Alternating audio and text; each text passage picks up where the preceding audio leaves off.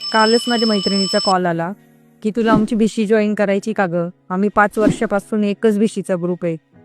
तर मी म्हटलं भिशीमध्ये काय करतात मी? तर ते म्हणे आम्ही एक अमाऊंट जमा करतो आणि मग आपल्याला जिचा नंबर लागेल तिला एक रकमी अमाऊंट वापरायला भेटते. पण मैत्रिणींनो, तुम्ही भिशी करण्याऐवजी जर SIP केली आणि ती SIP 10,000ची असेल, 5,000ची असेल, कंटिन्यू तुम्ही ती पुढचे 5 वर्ष केली. समजा 10,000ची SIP आहे, 5 वर्ष सतत गुंतवणूक केली, तुम्हाला 12% रिटर्न मिळाले.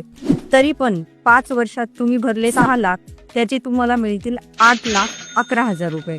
मला माहिती आहे की भिशी ही फक्त पैसे मिळवण्यासाठी नाहीये, पण तुमचा मेन मोटो तोच असतो की आपल्याला एक रकमी अमाऊंट मिळाली पाहिजे.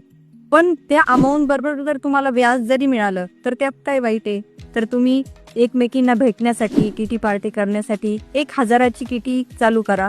उरलेली अमाऊंट SIP मध्ये टाका. म्हणजे तुम्हाला दोन्ही गोष्टी साध्य होतील. मैत्रिणींना भेटणंही होईल आणि तुमचे पैसे पण वाढतील. चांगली आयडिया आहे ना?